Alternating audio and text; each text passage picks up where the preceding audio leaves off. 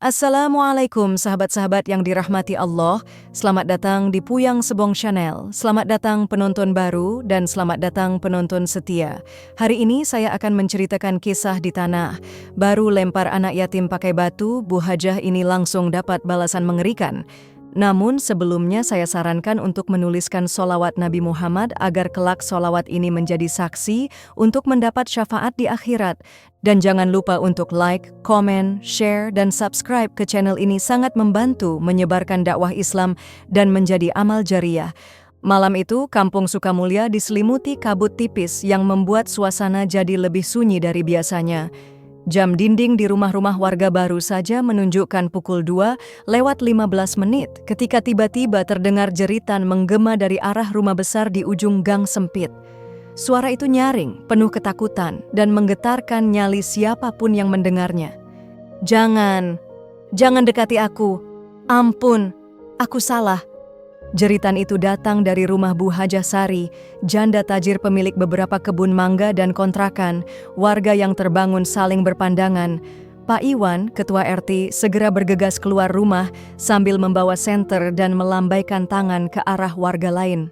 Ayo kita lihat, itu suara dari rumah Bu Hajah. Beberapa pria menyusul dengan langkah tergesa. Ketika mereka sampai di depan pagar rumah Bu Hajah, suasana hening kembali. Tak ada suara apapun kecuali hembusan angin dan suara dedaunan kering bergesekan. Pintu rumah tertutup rapat. Tapi dari balik jendela, terlihat bayangan tubuh Bu Hajah merosot di lantai. Tubuhnya gemetar, wajahnya menunduk. Pak Iwan mencoba mengetuk pintu. Bu Hajah, ini saya Pak Iwan. Apa yang terjadi? Tak ada jawaban, hanya suara napas berat dan sesekali isak tangis yang terdengar. Akhirnya, setelah beberapa menit, pintu terbuka pelan. Bu Hajah tampak berdiri dengan susah payah, wajahnya penuh luka memar. Matanya merah. Pakaian tidurnya sobek di beberapa bagian, seperti habis diseret atau dicakar. Di dalam rumah, batu-batu kecil berserakan. Beberapa masih tampak basah oleh darah segar yang menetes dari pelipis dan siku Bu Hajah. Aku dilempari, sama dia, ucap Bu Hajah terbata sambil menunjuk ke arah sudut ruang tamu. Tapi tak ada siapa-siapa di sana. Warga menatap satu sama lain bingung. Tak ada orang lain di rumah itu. Semua pintu terkunci dari dalam. Tak ada tanda pembobolan. Tapi keadaan rumah kacau. Vas bunga pecah, foto-foto di dinding miring, lantai penuh batu dan pecahan kaca. Bu Rini, tetangga yang paling dekat rumahnya, mendekat dan berbisik. Dia bilang sama dia, siapa yang dia maksud? Pak Iwan menelan ludah. Aku nggak tahu, tapi jelas ini bukan perampokan biasa. Bu Hajah terus menggigil. Ia menolak disentuh. Tatapannya kosong dan bibirnya tak henti bergetar mengucapkan, ampuni aku ya Allah, aku cuma mau ngajarin, aku nggak niat, aku nggak tahu dia anak yatim. Ucapan itu membuat semua yang ada di ruangan saling memandang dengan raut terkejut. Anak yatim? Siapa? Tak ada yang berani bertanya lebih jauh malam itu, tapi semua sepakat kejadian ini bukan kejadian biasa. Ada yang janggal, ada yang disembunyikan, dan rumah Bu Hajah malam itu menjadi saksi awal dari sesuatu yang jauh lebih gelap dari sekadar teror biasa. Waktu berjalan lambat malam itu, dan tanpa disadari, di balik pohon mangga tua di halaman rumah Bu Hajah, seekor kucing hitam duduk menatap tajam ke arah pintu rumah, lalu menghilang di telan kabut. 2 hari sebelum malam mengerikan itu, suasana Kampung Sukamulya masih seperti biasa. Matahari siang menyengat, anak-anak bermain layang-layang di lapangan dekat mushola, dan suara ibu-ibu gosip mengalir pelan dari teras rumah masing-masing. Namun di seberang rumah mewah milik Bu Hajah Sari, seorang gadis kecil duduk bersila di bawah pohon mangga. Namanya Nisa. Usianya belum genap 9 tahun, tubuhnya kurus, kulitnya legam karena terbakar matahari. Nisa tak punya ayah sejak usia 3 tahun. Ibunya meninggal saat melahirkannya. Kini ia tinggal bersama neneknya yang sudah sepuh dan sulit berjalan. Setiap hari Nisa membawa buku dan pensil ke bawah pohon itu, karena hanya di sana sinyal ponsel bisa digunakan untuk mengakses pelajaran daring. Ia tak punya wifi, hanya mengandalkan kartu dari bantuan sekolah. Bu Hajasari tak suka melihat Nisa duduk di sana. Meski tak pernah benar-benar mencuri, ia merasa kehadiran anak kecil itu mengganggu suasana halaman rumahnya yang asri. "Hei kamu, ngapain lagi duduk di situ?" teriak Bu Haja suatu siang dari balik jendela. Nisa hanya menunduk. "Saya lagi ngerjain PR, Bu." "Situ punya rumah nggak? Apa harus numpang sinyal di depan rumah saya? Nanti mangganya hilang baru nangis-nangis." Nisa memeluk buku tulisnya erat-erat.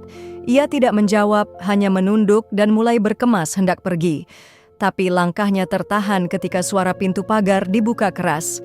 Bu Hajah keluar dengan tergesa. Tangannya menggenggam batu kecil yang biasa digunakan untuk menahan pot bunga. "Ini anak gak tahu diri, udah sering dibilang jangan duduk di situ." Tanpa pikir panjang, batu itu dilempar. Suaranya membelah siang yang panas. "Buk!" Batu itu mengenai pelipis Nisa. Gadis kecil itu jatuh terduduk, menahan sakit sambil meneteskan air mata. Darah mengalir dari luka di kepalanya, membasahi jilbab kecil yang sudah lusuh. "Dasar pembawa sial, pergi sana, jangan pernah kelihatan lagi depan rumah saya," bentak Bu Hajah dengan suara lantang. Nisa tak menjawab, dengan tubuh gemetar ia memungut bukunya, lalu berjalan menjauh sambil tertatih. Beberapa warga yang melihat kejadian itu dari jauh hanya bisa menggeleng. Tak ada yang berani menegur Bu Hajah. Ia dikenal galak, keras kepala, dan sering menyumbang besar ke masjid. Siapa yang berani melawan? Namun di balik jendela salah satu rumah, sepasang mata tua menyaksikan semuanya. Nenek Nisa yang diam-diam melihat kejadian itu dari kejauhan. Ia tak bisa berjalan, tapi bibirnya bergerak lirih. "Ya Allah, anakku difitnah, dipukul, disakiti. Kalau bukan engkau yang membela, siapa lagi?" Malam harinya, angin berembus kencang. Pohon mangga depan rumah Bu Hajah bergerak pelan, seperti menunduk. Seekor burung hantu hinggap di atasnya, memandangi jendela kamar Bu Hajah yang terbuka sedikit. Dan di ruang tidurnya, Bu Hajah bermimpi buruk. Ia melihat dirinya dikelilingi anak-anak kecil berpakaian lusuh, mata mereka hitam pekat dan salah satunya berdarah di kepala. Semua menunjuk ke arahnya sambil berkata serempak, "Kembalikan rasa sakit kami." Keesokan harinya, suasana di rumah Bu Hajah mulai berubah. Biasanya halaman rumah itu penuh dengan aroma harum bunga melati dan wangi mangga masak yang menggoda dari pohon di depan. Tapi pagi itu, ketika Bu Hajah membuka jendela, matanya terbelalak. Semua mangga yang semalam terlihat menguning dan segar kini tampak menghitam dan membusuk. Beberapa bahkan jatuh ke tanah, hancur seperti diperas sesuatu. Bu Hajah mendekat, menyentuh salah satu mangga dan langsung menjerit pelan. Ulat-ulat putih merayap keluar dari daging buah yang baru kemarin masih utuh. "Astagfirullah, kenapa bisa begini?" gumamnya. Ia menyuruh pembantunya, Mbok Inem, untuk membersihkan semuanya. Tapi Mbok Inem malah kembali ke dalam rumah sambil pucat pasi. "Bu, Saya nggak berani dekat pohon itu. Tadi saya lihat ada kain putih tergantung di ranting pohon kayak kain kafan, Bu." Bu Hajah membentak. "Jangan ngawur kamu, Embok, itu pasti plastik nyangkut." Namun saat ia keluar sendiri, kain itu sudah tak ada. Hanya dahan bergoyang pelan, seolah mengoloknya dalam diam. Hari itu berjalan lambat. Bu Hajah mulai merasa resah. Setiap kali melewati cermin, ia seperti melihat bayangan lain berdiri di belakangnya. Bayangan kecil dengan kepala berdarah. Tengah malam, saat kampung sudah terlelap, terdengar ketukan di jendela kamar Bu Hajah. Tok, tok, tok. Ia terbangun dengan tubuh berkeringat, jantungnya berdegup kencang. Ia mencoba mengabaikannya, mengira itu hanya angin. Tapi suara itu kembali terdengar, kali ini lebih keras. Tok, tok, tok. Dengan langkah pelan, ia dekati jendela. Tak ada siapa-siapa di luar, tapi tiba-tiba terdengar suara kecil, lirih, seperti suara anak perempuan. "Bu, saya cuma mau ngerjain PR. Kenapa Ibu lempar saya?" Badan Bu Hajah melemas seketika. Ia tersandar di dinding, napasnya tercekat. Wajah pucatnya memandangi jendela yang mulai berembun dari dalam, dan di sana, samar-samar muncul bekas telapak tangan mungil berlumuran darah. Ketika pagi tiba, Bu Hajah mendapati kaca jendelanya penuh dengan bekas jari. Batu-batu kecil berserakan di teras depan. Anehnya, pembantunya tak menemukan bekas kaki siapapun. Tidak di tanah, tidak di halaman, tidak di jalan setapak depan rumah. Warga sekitar mulai bergunjing. Ada yang bilang rumah Bu Hajah mulai angker. Ada juga yang mengaitkannya dengan insiden pelemparan anak yatim 2 hari lalu. Tapi semua hanya berani berbisik, tidak ada yang bicara langsung. Sementara itu, Nisa tak terlihat lagi sejak hari ia dilempar batu. Rumahnya sunyi, neneknya pun tak terlihat keluar, seakan rumah itu ditelan bumi. Dan di malam berikutnya, suara ketukan kembali terdengar. Kali ini di setiap jendela rumah Bu Hajah, semua jendela, serentak, tok, tok, tok. Hari-hari berlalu, tapi Nisa tak pernah terlihat lagi. Warga mulai bertanya-tanya, namun tak ada yang benar-benar mencari. Rumah kecil tempat tinggalnya bersama sang nenek kini tertutup rapat. Tirai kusam menutup seluruh jendela, dan pagar kayunya ditutupi semak liar yang tumbuh cepat seolah menelan seluruh halaman. Bu Hajah merasa bebannya makin berat. Setiap malam ia dibangunkan oleh suara ketukan, bisikan lirih, dan tawa kecil yang bergaung dari balik dinding. Suara tawa yang mengerikan, seperti milik seorang anak atau lebih dari satu. Ia mulai takut untuk tidur. Matanya sembab, wajahnya pucat. Ia bahkan mulai kehilangan selera makan. Badannya makin kurus dan ia lebih sering murung sendirian di ruang tamu, menatap kosong ke arah pohon mangga yang kini tinggal ranting kering. Namun gangguan tak berhenti, justru semakin menjadi. Pagi itu Bu Hajah memutuskan pergi ke mushola. Ia ingin meminta doa, barangkali ada jin yang mengganggunya. Ia masuk dengan langkah lesu, membawa sebotol air mineral untuk didoakan. Tapi saat masuk ke dalam, ia langsung menutup hidung. Ada bau anyir yang menyengat di dalam mushola, bau darah. Beberapa sajadah terlihat basah, seperti disiram cairan gelap. Saat didekati, warnanya merah kecoklatan. Bekasnya mengarah ke satu sudut mushola di dekat rak Al-Quran. Bu Hajah gemetar. Ia mundur pelan, namun pandangannya tiba-tiba tertuju pada satu titik. Di dinding dekat pintu, ada tulisan samar, seperti digores dengan jari. "Aku cuma mau belajar." Tulisan itu ditulis dengan cairan merah, belum mengering sepenuhnya. Bu Hajah hampir pingsan di tempat. Untungnya Pak Ustadz Fadli kebetulan datang dan segera menolong. Ketika beliau bertanya apa yang terjadi, Bu Hajah tak menjawab. Ia hanya menunjuk ke tulisan itu, lalu jatuh terduduk sambil menangis histeris. Pak Ustadz mengernyit tapi tak berkata apa-apa. Beliau tahu beberapa minggu ini suasana kampung terasa ganjil. Warga mudah marah, ayam-ayam hilang, dan suara azan kadang terdengar sayup seperti jauh dari tempat seharusnya. Tapi malam itu, semuanya menjadi lebih nyata. Seorang remaja masjid yang hendak mengambil air wudhu melihat sosok kecil berdiri di ujung pelataran mushola. Tubuhnya kotor, bajunya robek, dan darah menetes dari pelipisnya. "Nisa," gumamnya ragu. Tapi sosok itu tak menjawab, ia hanya berdiri diam, menatap kosong. Matanya merah. Lalu tiba-tiba berbalik dan berjalan ke arah rumah Bu Hajah. Namun setiap kali remaja itu mengejar, sosok Nisa menghilang di balik kabut malam. Keesokan harinya, Bu Hajah ditemukan pingsan di halaman rumahnya. Tubuhnya menggigil hebat, dan di tangannya tergenggam potongan kecil jilbab robek milik anak perempuan. Di bibirnya terus terdengar kalimat yang sama, berulang-ulang. "Aku cuman mau belajar, aku cuman mau belajar." Warga kini benar-benar takut. Sebagian mulai percaya bahwa rumah itu telah dikutuk. Dan pohon mangga tua yang dulu menjadi tempat Nisa belajar, kini menjadi saksi bisu dari sesuatu yang tak pernah bisa mereka pahami. Minggu pagi, langit Sukamulya tertutup mendung kelabu. Awan-awan menggantung rendah seolah menekan bumi. Kampung itu tampak lebih sunyi dari biasanya dan udara terasa berat. Pak RT bersama beberapa warga akhirnya memutuskan mencari Nisa dan neneknya. Mereka mendatangi rumah tua itu, tapi pintunya terkunci rapat. Saat diketuk pun tak ada jawaban. Akhirnya salah satu warga memanjat jendela dan membuka kunci dari dalam. Begitu pintu terbuka, bau busuk menyeruak dari dalam rumah. Debu tebal menutupi perabotan dan tak ada tanda kehidupan. Di kamar belakang, mereka menemukan ranjang tua yang sudah patah, serta kursi roda rusak terguling. Namun tak ada siapapun di sana, tidak ada Nisa, tidak ada neneknya.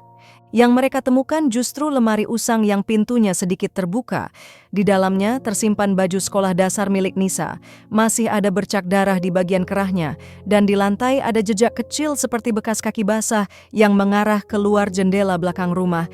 Pak RT mulai curiga dan memerintahkan penggalian di pemakaman kecil di belakang kampung. Warga ingat, dulu sang nenek pernah bilang ingin dimakamkan di dekat makam suaminya. Mereka menggali satu liang yang tampak baru ditimbun, tapi begitu tanah dibuka, tak ada jenazah di sana. Hanya sehelai kain kafan terlipat rapi, dan selembar kertas bertuliskan tangan anak-anak. Kalau yang salah dibiarkan, maka semua akan merasa benar. Kabar kuburan kosong itu menyebar cepat. Warga mulai resah. Mereka tak lagi berani melintas dekat rumah Bu Hajah. Bahkan anak-anak tak lagi bermain di lapangan sore hari. Sementara itu kondisi Bu Hajah makin memburuk. Ia kini tak bisa tidur. Setiap kali ia memejamkan mata, ia melihat Nisa berdiri di sisi tempat tidurnya. Terkadang membawa buku tulis, terkadang membawa batu. Puncaknya, malam itu terdengar jeritan dari dalam rumah Bu Hajah. Warga berlarian ke sana, tapi pintu terkunci rapat dari dalam. Butuh waktu 10 menit sebelum mereka berhasil mendobrak masuk. Di dalam, mereka mendapati Bu Hajah terduduk di lantai, menatap kosong ke dinding. Di sekelilingnya, kaca jendela pecah, lampu gantung jatuh, dan di tangannya menggenggam sesuatu erat-erat. Seorang ibu memberanikan diri mendekat. Saat tangan Bu Hajah dibuka perlahan, semua terdiam. Segenggam rambut panjang yang masih basah darah, dan di dinding tertulis dengan darah, "Aku cuma mau belajar, Bu." Bu Hajah mulai tertawa pelan, tawa yang dingin, patah-patah seperti orang kehilangan kewarasan. Ia menunjuk ke arah cermin besar di ruang tamu. Dia di situ, dia ngeliatin aku, dia nggak tidur, dia nggak akan pernah tidur. Semua menoleh.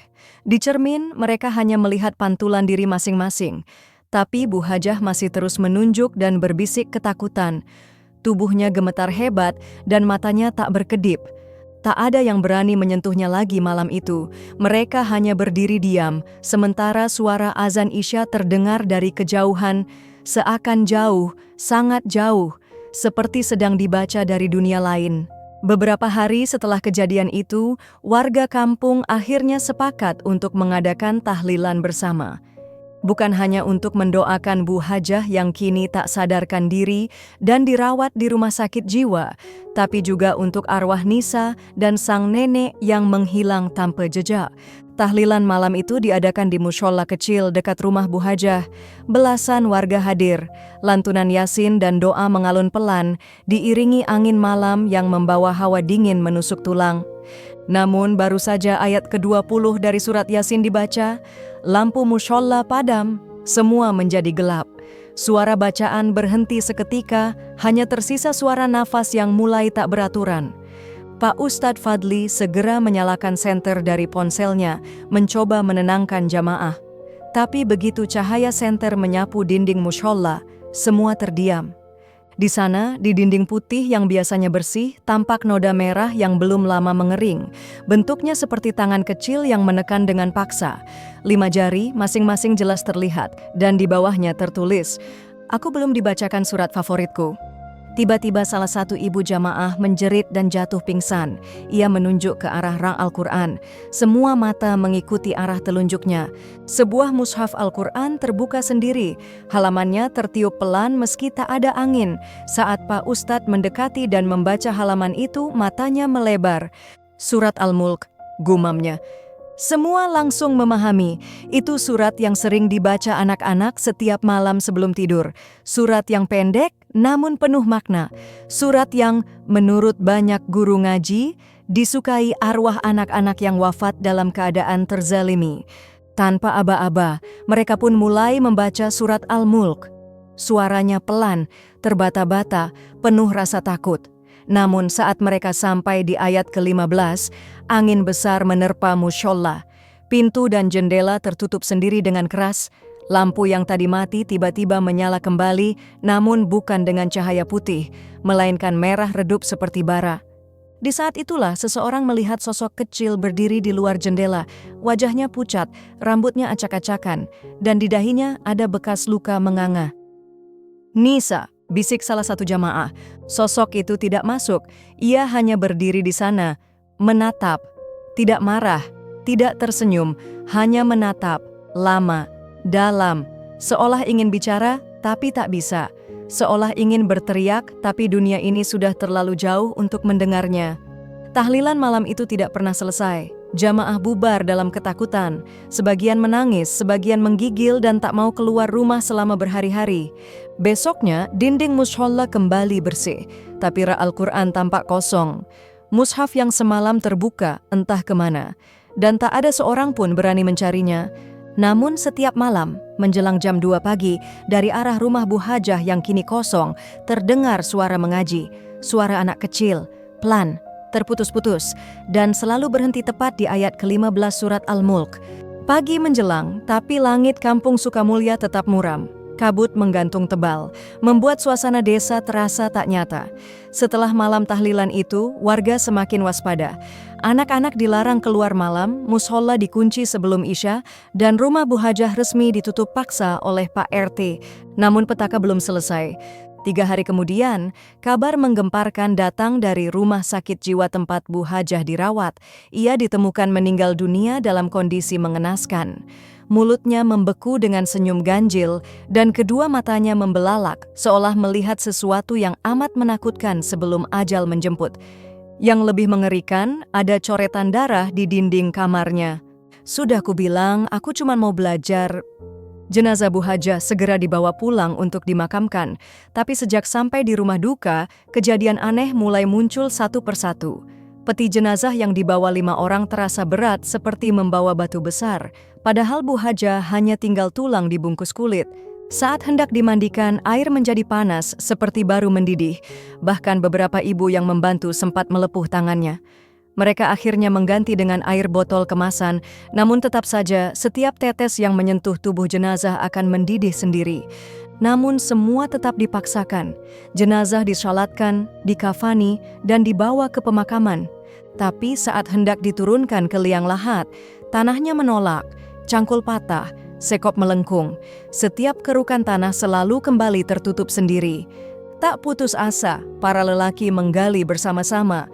Keringat bercucuran, bibir komat kamit membaca ayat-ayat perlindungan. Akhirnya liang berhasil dibuka dan peti jenazah diturunkan.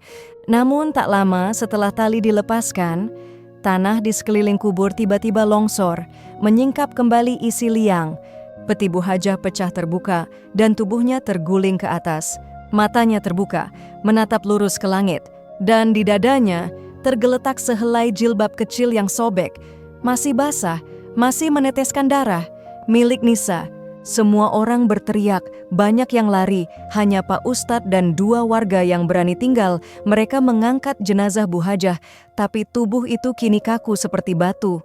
Beratnya tak wajar, dan kulitnya mulai menghitam, menebar bau gosong seperti daging terbakar.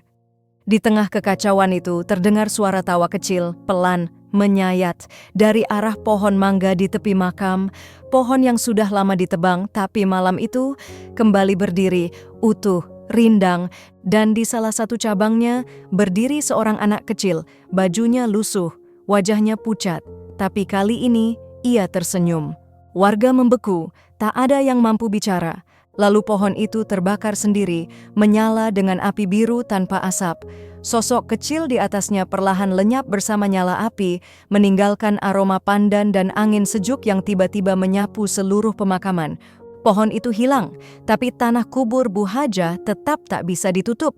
Akhirnya, dengan berat hati, warga membiarkan liang itu terbuka. Mereka menutupinya hanya dengan seng dan batu besar, lalu memasang pagar bambu agar tak ada yang mendekat. Sejak malam itu, desa Sukamulya kembali tenang, tapi tak ada yang berani bicara soal Bu Hajah, Nisa, atau mushola. Namun setiap malam Jumat, tepat jam 2 pagi, di bawah cahaya bulan, dari arah kuburan itu terdengar suara mengaji, suara anak kecil, pelan, tertahan, dan selalu berhenti di ayat ke-15 dari surat Al-Mulk.